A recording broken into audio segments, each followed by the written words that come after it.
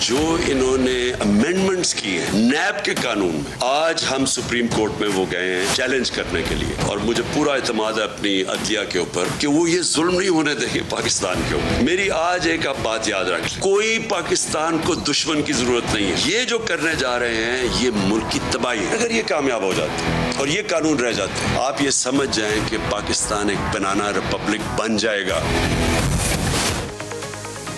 अस्सलाम वालेकुम नाज़रीन, मैं हूं मंसूर अली खान और आप देख रहे हैं मेरे सवाल। नाज़रीन, आज के प्रोग्राम में हम एक राज अफशा करेंगे। बहुत से लोग पूछते हैं कि मेरे कप्तान से मेरी कुर्बत की आखिर वजह क्या है। मैं आपको बताता हूं, सुनिए और सर धनिए। मेरे कप्तान ख्वाबों के सौदागर हैं, खूबसूरत लफ्ज़ों और दिलकश वादों का जाल बिछाते हैं और अच्छे भले समझदार लोगों को अपने आसीर बना लेते हैं। नेक नियत लोगों के दिलो दिमाग गिरवी रख लेने का जो हुनर मेरे कप्तान के पास है, दूसरा कोई सियासतदान उसका सोच भी नहीं सकता। लोगों से उनकी सलाहियत के मुताबिक अपना काम ले लेना मेरे कप्तान को खूब आता है। ऐसा टैलेंटेड सियासतदान और कोई हो सकता है बताइए? मेरे कप्तान का फ़ैन होना बनता है। सिर्फ मैं ही नहीं, बहुत से लोग मेरे कप्तान की मोहब्बत में मुब्तला रहते हैं। पाकिस्तान तहरीक-ए-इंसाफ के क़याम में वो लोग मेरे कप्तान के साथ थे जिन्होंने उनसे ख्वाब खरीदे थे, गो बाद में ये ख्वाब सराब ही साबित हुए। 2011 के तारीखी जलसे ने जब PTI की अवामी मकबूलियत साबित कर दी तो मेरे कप्तान ने यू टर्न लिया और उनका नया रूप सामने आने लगा। इलेक्टेबल्स आते गए, मेरे कप्तान के पहलू में बराजमान होते गए, मंजिल उन्हें मिल गई जो शरीके सफ़र ही ना थे। नजरियाती कारकुनों के लिए मेरे कप्तान का ये रूप अजनबी था। जस्टिस वजीउद्दीन हो या फौजिया कसूरी, हामिद खान हो या अकबर एस बाबर, मेरे कप्तान की नज़रों में उनकी अहमियत वो ना रही। ये सब अपने गिले रिकॉर्ड पर लाते रहे। नाज़रीन, सारे गिले शिकवे आपने सुने, मगर इलेक्टेबल्स के नकार खाने में नजरियाती कारकुनों का तूती कौन सुनता। सो उनमें से कुछ दूर, कुछ खामोश और कुछ नाराज हो गए। जब तक मेरे कप्तान इक़्तिदार के ऐवान में बराजमान थे, तब तक पाकिस्तान तहरीक-ए-इंसाफ के पुराने नजरियाती कारकुनों के लिए उनके दरवाजे बंद रहे। कसीदा गोई की महफिलों खुशामदियों से आबाद थी और किसी को सच सुनने की फुर्सत थी ना हौसला। फिर हालात बदल गए, लेकिन मेरे कप्तान बिल्कुल ना बदले। अपनी रवायत बरकरार रखते हुए ऐवान वज़ीर आज़म निकलते ही मेरे कप्तान ने एक बार फिर यू टर्न लिया। पता चला कि हामिद खान उनके लिए काबिल कबूल हो गए हैं। नजरियाती कारकुन की पार्टी में वापसी अच्छी खबर होती है, लेकिन बात इतनी सादा नहीं। जहनों में कुछ सवाल ज़रूर पैदा होते हैं। सवाल नंबर 1, अकबर एस बाबर हो या फौजिया कसूरी या दीगर बानी कारकुन, वो लोग अब कहाँ हैं जिन्होंने तहरीक-ए-इंसाफ की बुनियाद रखी थी? सवाल नंबर 2, हामिद खान वापस आ गए, क्या दूसरे नजरियाती लोग भी PTI में वापस आ सकते हैं? सवाल नंबर 3, हुकूमत जाते ही मेरे कप्तान की नजरियाती कारकुनों से मोहब्बत जाग गई है, क्या ये बरकरार रहेगी या अच्छे दिनों में ये मोहब्बत भी सो जाएगी? सवाल नंबर 4, सियासत में कुछ भी मुस्तकिल नहीं, लेकिन क्या अखलाकियात को सियासी ज़रूरियात की भेंट चढ़ा देना काबिल माफ़ी है? सवाल नंबर 5, सियासी ज़रूरतें बदलती रहती हैं, लेकिन क्या वफादारी और खुलूस का मेयार भी बदलता है? नंबर 6, जिसने भी मुश्किल दिनों में मेरे कप्तान का साथ दिया, क्या उसके मुकद्दर में पछताना ही लिखा है? सवाल नंबर 7, मुनरिफ अरकान के बायस हुकूमत चली गई और मेरे कप्तान को नजरियाती कारकुनों के पास लौटना पड़ा, क्या इस सब से मेरे कप्तान ने कुछ सीखा है? इन तमाम सवालों के जवाब ढूंढने की कोशिश करते हैं। बड़े ख़ास मेहमान आज मेरे साथ मौजूद हैं।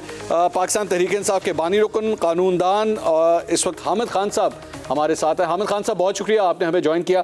खान साहब, सबसे पहले तो आपकी जो रिसेंट एक मुलाकात हुई इमरान खान साहब से, बड़ा अच्छा लगा। विजुअल्स देखे, तस्वीरें देखी कि आप दोनों की एक मुलाकात हुई है। बड़े देर के बाद आपको उनके पहलू में देखा।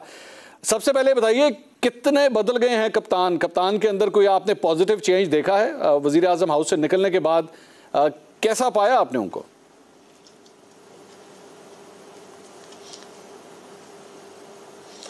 देखिए, एक बात तो उन्होंने कही है और कहा है कि मुझसे गलतियां हुई हैं उन्हें, और उन्होंने जो है खुले दिल से अपनी गलतियों का एतराफ़ किया है, जिसमें ख़ास तौर पे उन हज़रात के बारे में जिनके बारे में मैं बारहा कहता रहा हूँ कि ये हाईजैकिंग करने आए हैं और ये पार्टी के लिए बड़े ख़तरनाक होंगे, तो उनकी उस वक्त तो बात सुनते नहीं थे। अब उन्होंने बात मानी है कि हाँ, आप सही कहते थे, मुझे अंदाज़ा नहीं था कि ये कुछ करेंगे।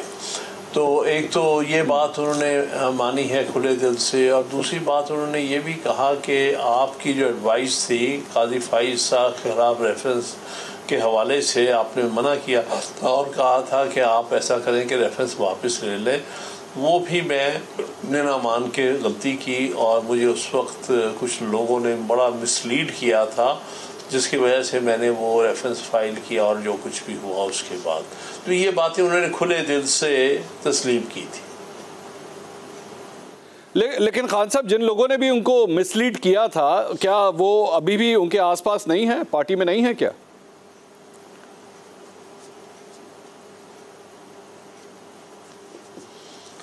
कुछ हैं कुछ नहीं हैं। तो फिर खान साहब बदला क्या आखिर? अगर तो खान साहब आज भी वही सब कुछ कर रहे हैं, अगर वही सब ऐसा सब कुछ कर रहे हैं, मतलब मैं मेरा जो बेसिक सवाल ये है, आप एक बानी रुकन हैं पाकिस्तान तहरीक इंसाफ के, जिस सोच के साथ, जिस नज़रिए के साथ इस पार्टी की बुनियाद रखी गई थी, आप समझते हैं कि ये पार्टी अब दोबारा उसी ट्रैक पे वापस आ गई है या आ रही है?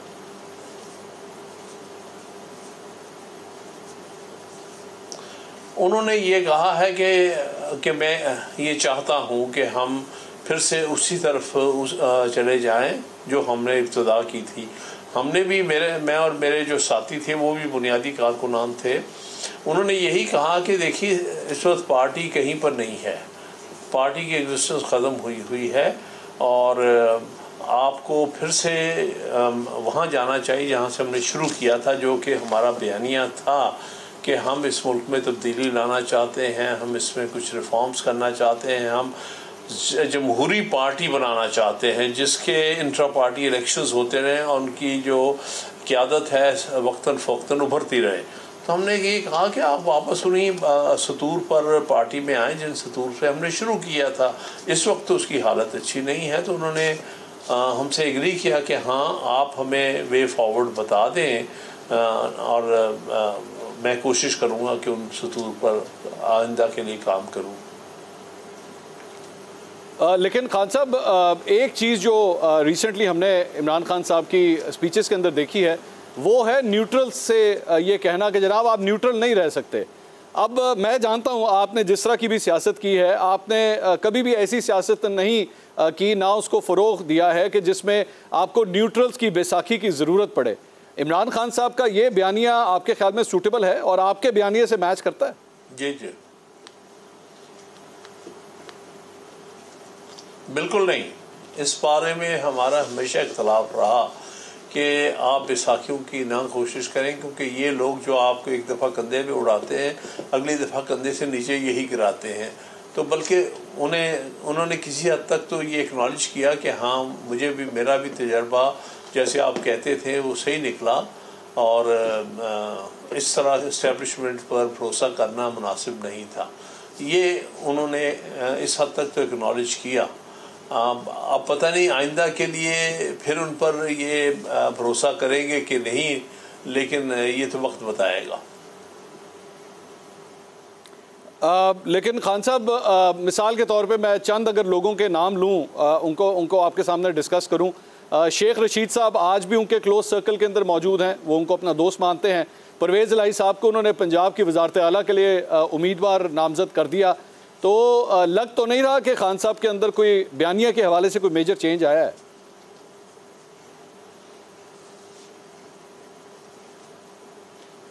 जी, इन चीज़ों से तो ये इंडिकेट होता है कि अभी तक उधर बात वहाँ नहीं गई कि जो हम चाहते हैं कि ये बुनियादी तौर पे अच्छे लोगों को प्रमोट करें और इस्टेब्लिशमेंट के लोगों को ना प्रमोट करें। तो उस हवाले से तो वाकई ही जो बात आप कह रहे हैं इसमें वज़न है। तो खान साहब, आपकी जो वो मुलाकात हुई थी और उसके बाद आपने उसमें उनको जो तजावीज़ दी, उसके बाद बनी गाला से दोबारा फ़ोन आया आपको, दोबारा कोई रब्ता हुआ?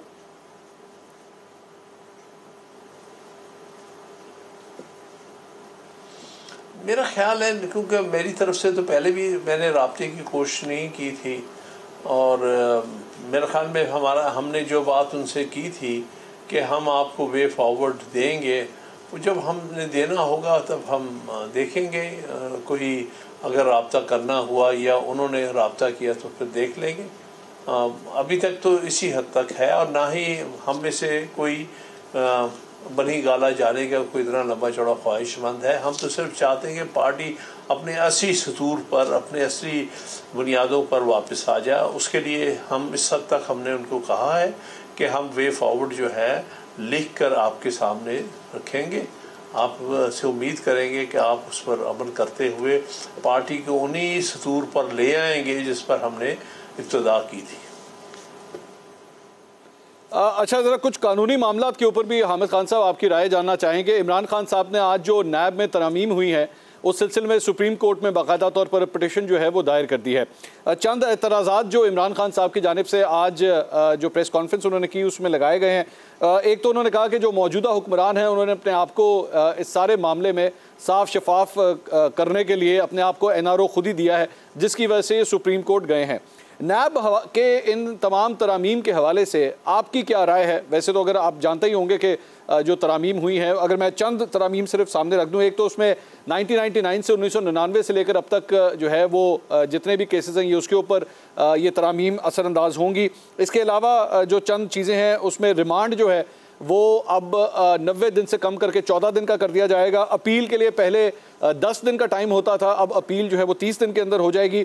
जो बर्डन ऑफ प्रूफ है सबूत देने के हवाले से, वो पहले जो है जिस शख्स के ऊपर भी ये इंक्वायरी होती थी ये उसके ऊपर लागू होता था कि उसने सबूत ला के देना है कि अगर एसेट्स बियॉन्ड मीन, यानी कि उसके पास जो दौलत इकट्ठी हुई है वो किस तरह ज़्यादा हुई है तो उसका सबूत उसने ला के देना होता था। अब इन तरामीम के मुताबिक ये सबूत जो है वो नैब को ला के पेश करना पड़ेगा। इसके साथ साथ जिसके ऊपर भी इल्ज़ामात होंगे उनके बीवी बच्चों या किसी बहन भाई या माँ बाप के नाम अगर कोई जायदाद है तो उसका सवाल इनसे नहीं किया जाएगा। ये चंद तरामीम है जो की गई हैं हुकूमत की जानिब से। तो खान साहब, इसको आप किस तरह देख रहे हैं नैब की इन तरामीम को?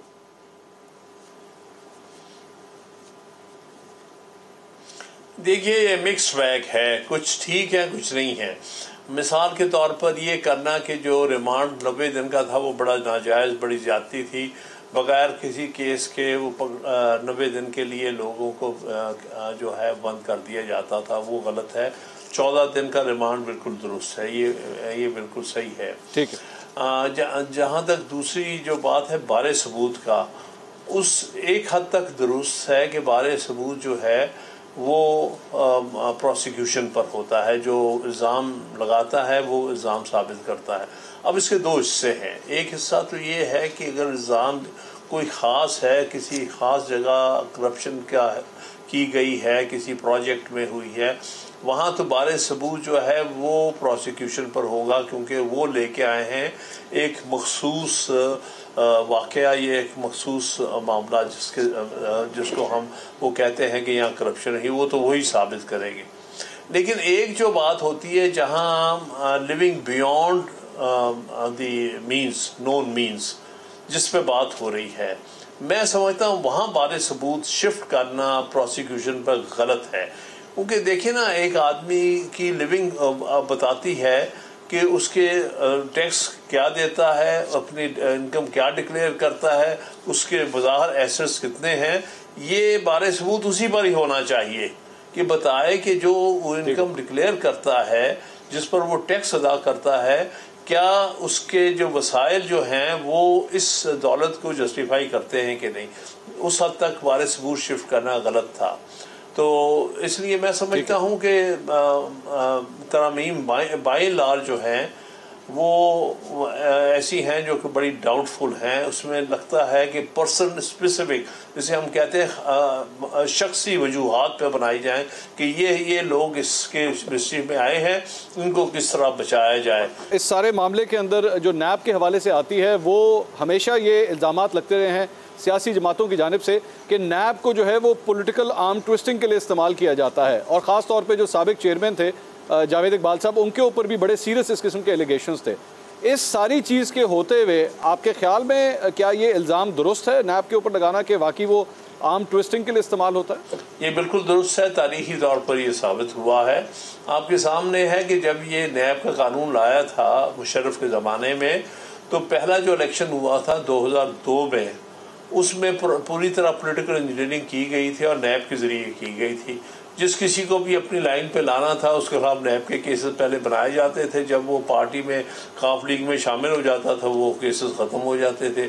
तो ये बुनियाद ही इसकी गलत बन गई थी। 2002 से इसको सियासी मकासद के लिए इस्तेमाल किया है, तो ये गलत इस्तेमाल होता रहा है कानून, कोई शक नहीं। और दूसरा जो 90 दिन का रिमांड था वो सबसे बड़ी न्यूसेंस थी इस लिहाज से कि आप किसी बंदे को अभी तक कोई इन्वेस्टिगेशन का कोई शक्ल नहीं निकली, इसके बावजूद उसको आपने 90 दिन बंद किया हुआ। वही काफ़ी होता था लोगों को ऑनलाइन लाने के लिए कि साहब अगर आप नहीं हमारे साथ ताउन करोगे तो 90 दिन तो आप अंदर हो जाओगे।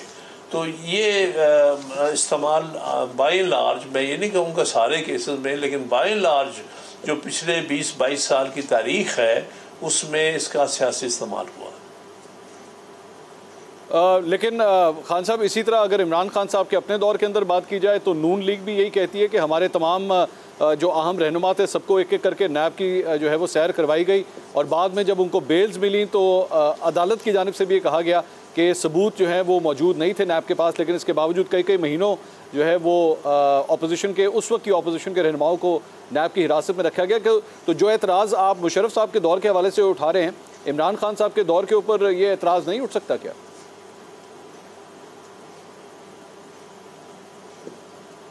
ये किया जा रहा है और हो सकता है किसी हद तक दुरुस्त भी हो, क्योंकि इसमें ये बात नज़र आई है कि जो लोग हुकूमत से उस वक्त रिलेटेड थे, जिनके खिलाफ इल्ज़ाम थे, उनके खिलाफ नैब की कार्रवाइयाँ नहीं हुई। तो ये इसमें कहा जा सकता है कि नैब इवन हैंडेड नहीं रही इस दौर में भी। सही है। अच्छा खान साहब, एक और, क्योंकि आप एक बड़े सीनियर पॉलिटिशियन हैं और ज़ाहिरी बात है लॉयर्स पॉलिटिक्स के अंदर भी आपका एक बहुत बड़ा नाम है, और पॉलिटिशियन जो है ज़ाहिरी बात है वो हमेशा गुफ्तो-शुनीद के साथ आगे चलता है, वो ये सोच के चलता है कि मैंने बातचीत के ज़रिए ही मसाइल को हल करना है। लेकिन इमरान खान साहब की जिस किस्म की पॉलिटिक्स रही है पिछले 3-4 साल के अंदर, ख़ास तौर पर वो कतई तौर पे अपोजिशन से बात करने के लिए या इस वक्त मौजूदा हुकूमत से बात करने के लिए रजामंद नहीं है। वो कहते हैं मैं शहबाज शरीफ से हाथ तक नहीं मिलाऊंगा। तो आपके ख्याल में ये एक ठीक अप्रोच है या उनको अपनी इस अप्रोच में तब्दीली लानी चाहिए ताकि हुकूमत और अपोजिशन आपस में इकट्ठे बैठें? इस वक्त वो असेंबलीज़ के अंदर भी नहीं है, कि आपके ख्याल में उनको असेंबलीज़ में भी वापस जाना चाहिए?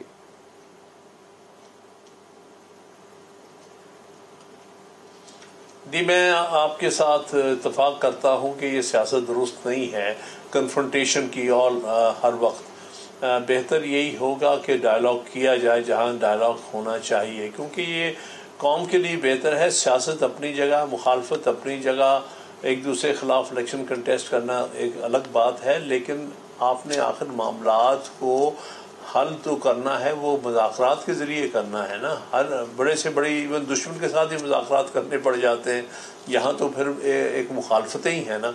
तो मैं समझता हूँ ये ठीक अप्रोच नहीं है। और वो भी जो 123 या कितने लोगों को कहा गया कि आप इस्तीफ़ा दे दें नेशनल असम्बली से, ये कोई मुनासिब कदम नहीं था, क्योंकि उसके नतीजे में तो नुकसान खुद उठाया है। आपकी इतनी बड़ी स्ट्रेंथ जो है वो आज बाहर बैठी हुई है नेशनल असम्बली में, अपनी मर्ज़ी की लेजिस्लेशन करा रहे हैं। जो हुकूमत है अपनी मर्ज़ी के ही अपोजिशन उन्होंने आज़ाद बिठा ली है, जिसको हम पॉकेट अपोजिशन कहेंगे, वो 20-22 बंदों की, उसको बिठा के अपनी मर्ज़ी के पहले इलेक्शन कमीशन के मेंबर भी लगवा लिए उनसे मिल के, अब ये नैब के चेयरमैन भी लगवा लेंगे, आइंदा भी बहुत से स्टेप करेंगे। तो ये किसी तौर पर भी इन्होंने अपनी भलाई नहीं इसमें की, इतने सारे लोगों को इस्तीफ़ा देने पर मजबूर करके, अलग करके। तो आपने हुकूमत को बिल्कुल एक खुला मैदान दे दिया। तो मैं समझता हूँ सियासी तौर पर ये बहुत बड़ी गलती थी और गलती है, अब भी सोच लें तो बेहतर है। खान साहब, आखिरी सवाल ये बताइएगा कि इमरान खान साहब की जानिब से ढके छुपे अल्फाज के अंदर और कहीं जगहों पे बड़ा खुल के चीफ इलेक्शन कमिश्नर के ऊपर भी जो है वो अदम एतमाद का उन्होंने इजहार किया है, और बल्कि फ़ौज के हवाले से भी जो है वो उनके ऊपर भी तनकीद जारी है। पाकिस्तान तहरीक इंसाफ के कारकुन भी जो हैं वो सोशल मीडिया के ऊपर बड़े बड़े अजीब किस्म के इल्ज़ामात और अल्फाज इस्तेमाल कर रहे हैं फ़ौज के इदारे के हवाले से। क्या आप समझते हैं ये सही पॉलिटिक्स हो रही है, ऐसा ही होना चाहिए, या इमरान खान साहब को यहाँ भी तब्दीली लानी चाहिए?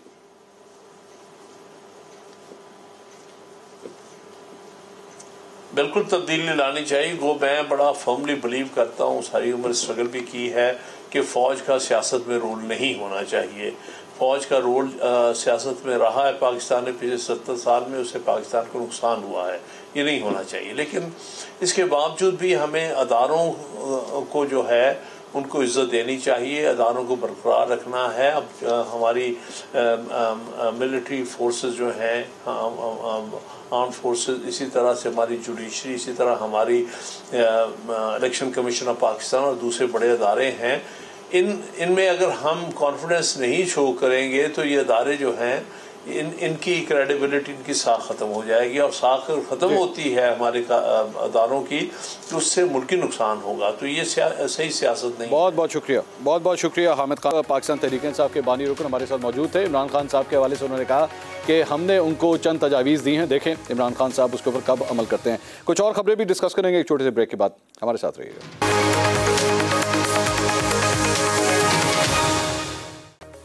नाज़रीन, welcome back after the break. हम बात कर रहे थे इमरान खान साहब की, जिन्होंने नैब तरामीम को सुप्रीम कोर्ट में आज चैलेंज कर दिया है। इसके साथ साथ कल इमरान खान साहब लाहौर के दौरे पे भी आने लगे हैं, जहां पे 17 जुलाई को जो ज़िमनी इंतखाबात होने जा रहे हैं उस सिलसिले में बाकायदा कैंपेनिंग का आगाज़ वो करने जा रहे हैं। इस वक्त हमारे साथ सीनियर तज्ज़ियाकार हफीज़ुल्लाह नियाज़ी साहब मौजूद हैं और पाकिस्तान तहरीक इंसाफ से फिरदौस शमीम नकवी साहब भी हमें ज्वाइन कर रहे हैं, और मुस्लिम लीग नून के रहनुमा डॉक्टर तारिक फजल चौधरी साहब भी हमारे साथ मौजूद होंगे। तमाम मेहमानों का बहुत शुक्रिया।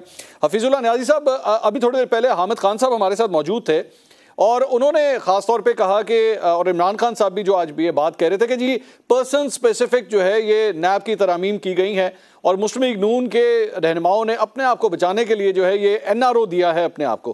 किस हद तक ये आर्ग्यूमेंट ठीक है सर? देखिए जी, दिया होगा नेचुरली जब वो कर रहे होंगे तरामीम, तो जाहिर है कि उन्होंने, हो सकता है कि लॉप साइडेड हो, लेकिन इमरान खान साहब ने जो खुद तरामीम किए हैं जिसमें उन्होंने अपने आप को एग्जाम्पशन दे दी है कि मेरी कैबिनेट, इसके कोई फैसले जो हैं वो नैब में चैलेंज नहीं हो सकते थे, नहीं हो सकते। और उसी के अंदर उन्होंने उसी नैब चेयरमैन को, जो मशहूर ज़माना वीडियो जो कि प्राइम मिनिस्टर हाउस से रिलीज़ हुई थी, उसी पे मसर थे। क्योंकि फिरदौस साहब भी जानते हैं, मैं भी जानता हूँ कि इमरान खान साहब के जो अपने असूल हैं वो इसके मुताबिक नहीं रखते कि एक बंदा जो है वो इसके ऊपर इस तरह का इल्ज़ाम लग जाए तो फिर उसी के बंदा डट जाए, उसी के ऊपर उसका दामन पकड़ ले। फिर जिस मुल्क में आप राना सनाउल्लाह पे हेरोइन का चक्कर लगा दें और जिस मुल्क में आप हर तरह के इल्ज़ामात लगाएं, देखिए मुझे और कुछ नहीं पता। मैं तो नैब के कवानीन को, क्योंकि ये कोई नैब के कवानीन पाकिस्तान के दस्तूर के साथ पैदा नहीं हुए, ये इनको असल नैब ऑर्डिनेंस जो इस शक्ल में है, इसको मुशर्रफ साहब ने जब मार्शल लगा उसके बाद अपने हाथ में लिया और ये बनाए। इसको इमरान खान साहब भी कई दफ़े ड्रैकोनियन कह चुके थे पास्ट में। अजाब माजी क्या है, याद माजी अजाब है यारो। अच्छा और उसके बाद मेरे नज़दीक तो दुनिया का कानून एक ही है और वो हर मुल्क में है। फिर उसको छोड़ें, हमारे जो अपने जो क्राइटेरियाज हैं कि कुरान और सुन्नत के मुनाफी कानून नहीं बन सकता। आप देखें कि नैब के कानून में कि onus of proof is on the मुल्जिम, क्योंकि अज्यूम कर लिया गया है इमरान खान साहब की तरफ से, और सही किया, मैं उसमें कहता नहीं हूँ कि आप जो है जो ओनर साहब जो नैब कहता है, जिसको ड्रैकोनियन कहते हैं कि आपको 90 दिन का रिमांड भी मिलना है, आप तशवीह की बुनियाद पर अरेस्ट भी कर सकते हैं, और जो सबूत जो बारे सबूत है वो उसके ऊपर है जिसके ऊपर आयत की है, यानी कि वो साबित करे नैब के सामने कि मैंने ये जुर्म नहीं किया। दुनिया का कोई कानून से मिलता जुलता हो, जहाँ पे दुनिया में वाइट कॉलर क्राइम जो है, अमेरिका जैसी जगह पे रेगुलेशन क्राइम, वो पता क्या कानून नाम दिए हुए हैं, रैम्पेंट है। फिर उसके बाद ये सारे आपने किए, तो इसका मतलब है कि आप अपने एक असल में इमरान खान साहब अनसेटल हुए हैं। उनका जो बयानिया है वो पहला बयानिया वो समझते हैं कि शायद असर नहीं दिखा सका, जो कि अच्छा खासा उनको मकबूलियत दे गया, अच्छे खासा उनका एक जिसको कहना चाहिए 4 सूर था, जिसमें उसने फ़ौज को भी आड़े हाथों लिया, अमेरिका को भी आड़े हाथों लिया, और उनके नज़दीक उन्होंने राइट नहीं लिया होगा, लेकिन वो उस बयानिया से कुछ थोड़ी सी उनको कताहट सी आ गई है। अब वो जाहिर है कि उनका ख्याल है कि महंगाई के भी उन्होंने करके देख लिया है। लाहौर में, कराची में जो ठाठे माथे समुद्र निकले हैं उसके बाद भी उनको अंदाज़ा हो गया होगा। अब वो तीसरी चीज़ है, मैं तो देख रहा हूँ कि वो बुनियादी तौर पे अब चाहते क्या है, क्योंकि इलेक्शन का तो नारा उनके पीछे चले गया, उनको पता शायद ये अंदाजों के इलेक्शन मिलेंगे नहीं। और इसके ऊपर मैंने जो मुझे सर इजाज़त दीजिएगा, फिरदौस शमीम नकवी साहब भी हमारे साथ मौजूद हैं, ज़रा उनसे इस सिलसिले में राय लेते हैं। नकवी साहब, न्याजी साहब का ये कहना है कि बेसिकली ये इलेक्शन कैंपेन के लिए ही एक तैयारी हो रही है, और ये हमारे साथ हामिद खान साहब आपकी पार्टी से ताल्लुक़ रखते हैं, उन्होंने भी इकरार किया इस बात का कि नैब जो है वो पॉलिटिकल आर्म ट्विस्टिंग के लिए इस्तेमाल होता रहा है, और इससे बेसिकली अपनी ऑपोजिशन के अंदर जो रहनुमा होते हैं उनको कंट्रोल करने के लिए नैब का इस्तेमाल होता रहा है। तो क्या ये सब कुछ इंतखाबी मुहिम के लिए सर ये सब कुछ हो रहा है? देखिए मंसूर साहब, हफीजुल्लाह न्याज़ी साहब और मुझ में जो है वो एक प्यार का रिश्ता है, दोस्ती का रिश्ता है बहुत ज्यादा, लेकिन हम बहुत सारी चीजों पे आई टू आई नहीं देखते। पहली चीज ये है, नैब के कवानीन ऐसे होने चाहिए कि जो लोग गलत काम करते हैं वो खौफजदा हो जाएं कि अगर गलत काम किया और पकड़े गए तो हमें सख्त से सख्त सजा मिलेगी। दूसरी चीज, नैब के कवानीन ऐसे होने चाहिए कि लोगों को यकीन हो जाए कि हम पकड़े जाएंगे अगर गलत काम किया। इस वक्त जिस किस्म का नैब का कानून बना दिया गया है उसके अंदर ये गारंटी दे दी गई है कि आप कुछ भी कर लें आप पकड़े नहीं जाएंगे। देखिए व्हाइट कॉलर क्राइम का जिक्र कर रहे हैं, व्हाइट कॉलर क्राइम में दुनिया भर में जितने मुल्क हैं उसमें the owners of proving the innocence is on the accused, not on the prosecutor. मुझे ये कहा गया है कि आपका रिहाई का तरीकाकार जो है वो आपकी आमदन से ज्यादा है। नकवी साहब, न्याजी साहब कह रहे नहीं, ऐसा नहीं है। हर मुल्क में आम कवानीन है, हर मुल्क में हर चीज के लिए। बयानिया मुकम्मल करने थे फिर आप मुझे डिनाई कर दीजिए वरना मेरा फ्लो रुकता है। जी जी, ये साबित करना एक्यूज पे है कि उसको जो उसका लाइफस्टाइल है या जो जायदाद उसने खरीदी है वो उसने अपनी प्रॉपर डिक्लेयर्ड इनकम से खरीदी है। ये साबित करना जरूरी नहीं है कि जी उस आदमी ने इल गॉटन वेल्थ से खरीदी है। इससे कि व्हाइट कॉलर क्राइम में इल गॉटन मनी का प्रूफ हासिल करना बहुत मुश्किल है, सिर्फ लाइफस्टाइल के जरिए जांच किया जा सकता है। दूसरी चीज को मैं नकवी साहब अगर सिर्फ मुझे let's go point two point, मेरे ख्याल में अभी आपने एक बड़ा अच्छा पॉइंट रेस किया है, मैं इसके बाद आपके पास दोबारा आता हूं और भी पॉइंट्स आप रेस कीजिएगा। Let me go to doctor Tariq Fazal Chaudhary, वो इसका जरा पहले जवाब दें। डॉक्टर साहब, ये तो वाकई नकवी साहब की बात सही है कि अगर व्हाइट कॉलर क्राइम हुआ है, एसेट्स बियॉन्ड मीन का मसला है, एक शख्स 100 रुपए कमाता है लेकिन दौलत उसके पास 1000 रुपए की है, उसके बाद आप ये भी कहें जनाब आप लेकर आए कि इसने करप्शन किस तरह की है, तो क्या ये ज्यादती नहीं है? बिस्मिल्लाहिर्रहमानिर्रहीम। देखिए, आप सिर्फ आधी बात मैं ये समझता हूँ कि कर रहे हैं। बुनियादी तौर पर जहाँ से न्याय साहब ने बात शुरू की थी, सबसे पहले ये देखें कि नैब को लाने का मकसद क्या था, नैब ऑर्डिनेंस कौन लेके आए, किस वक्त ये मुल्क में आया, और उसके बाद आज तक नैब से काम क्या लिया जाता रहा है। हम उसकी जो शिकें हैं उनकी कानूनी और आइनी बहस में जाते हैं, ज़रूर जाना चाहिए, और उसमें जो आइनी और कानूनी माहिरीन है वो बहुत अच्छी उस पर अपनी राय मैंने देखी है, टीवी प्रोग्राम्स में देते रहे हैं। लेकिन सबसे पहले ये देखें कि नैब का इस्तेमाल क्या रहा है, और जनरल मुशर्रफ के दौर से आज तक और बिलखुसूस पिछले दौर में नैब को किस तरह इस्तेमाल किया गया। दुनिया के किसी कानून में 90 दिन का रिमांड नहीं है। हमारे यहाँ पे जो सबसे संगीन जुर्म तस्वुर किया जाता है वो 302 है, कत्ल आम जिसे कहते हैं, उसमें 14 दिन का रिमांड है। नैब में 90 दिन का रिमांड। और फिर नैब कवानीन आप देखें, यहाँ इस्लामाबाद में आप जानते हैं, वो मिसाल देते हुए मुझे दुख होता है ब्रिगेडियर असद मुनीर साहब की, कि एक बेगुनाह आदमी को किस तरह इम्प्लीकेट किया गया और उसके बाद उन्होंने खुदकुशी कर ली, और खुदकुशी के बाद नैब ने उन्हें बेगुनाह करार दे दिया। यानी इस नैब के शिकंजे में अगर कोई शरीफ आदमी आ जाए तो वो या तो मुआशरे में अपनी इज्जत से हाथ धो बैठता है, और या वो अपनी जान से हाथ धो बैठता है। उस घर में एक वो क़यामत का ही मंजर होता है जहाँ पे ये नैब की प्रोसीडिंग्स जिस बंदे के साथ चल रही हो। मुझे तो लिहाजा मैं डॉक्टर साहब मुझे जरा इजाजत दीजिए, लेकिन आप मुझे इजाजत दीजिए, मैं जरा एक ब्रेक लेनी है। ठीक है, ठीक, मैं सर एक ब्रेक ले लूं, ब्रेक के बाद जरा वापस आते हैं, उसके बाद कुछ और चीज़ों को भी, इन्हीं मामलों को जरा थोड़ा सा और डिस्कस करते हैं एक ब्रेक के बाद। नाज़रीन, स्टे विद अस।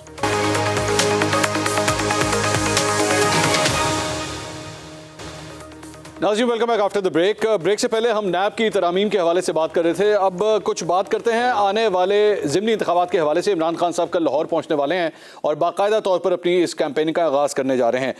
हफीजुल्लाह नियाज़ी साहब, इमरान खान साहब और उनकी जमात पहले ही चीफ इलेक्शन कमिश्नर और इलेक्शन कमीशन के ऊपर अदम एतमाद का इजहार कर चुके हैं, बल्कि यहाँ तक कि शाह महमूद कुरैशी साहब ने यह कहा कि जी 20 में से 18 सीटें जो है वो हुक्मरान जमात जीतेगी और सिर्फ 2 पाकिस्तान तहरीक इंसाफ के पास आएंगी।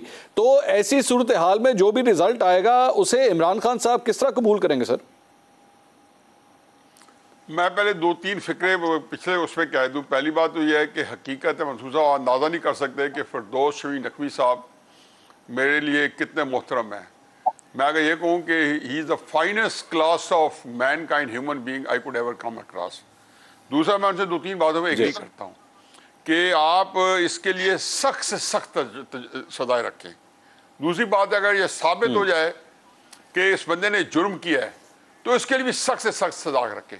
लेकिन उनकी एक बात है जो मेरा ख्याल है कि वो उसको बिल्कुल वेरीफाई करेंगे, और आई नो कि जिस करैक्टर के आदमी हैं वो कभी नहीं चाहेंगे कि उनके मुंह से कोई गलत डेटा निकले। दुनिया किसी कानून के अंदर सारी जगह पे इन सारी सजाओं को जो है आम कानून, आम आइन, आम अदालतों के तहत ट्रायल किया जाता है, कम से कम सिविलाइज्ड वर्ल्ड में। कोई हो बनावना रिपब्लिक हो, कोई कम्युनिस्ट कंट्री हो, मुझे नहीं पता, लेकिन जो वो हैं और उन्होंने सब प्रूव है ना, हमेशा जो है उस कहते हैं ये उसका पहला असूल है कि प्रूवन गिल्टी। दूसरा, मैं एक मिसाल देता हूँ छोटी सी, ठीक कि नवाज शरीफ साहब के केस में, इमरान खान साहब के केस में, दोनों पे ये हुआ कि जी आपने बनी गाला का घर कैसे लिया है, और उन्होंने भी सबूत दिए।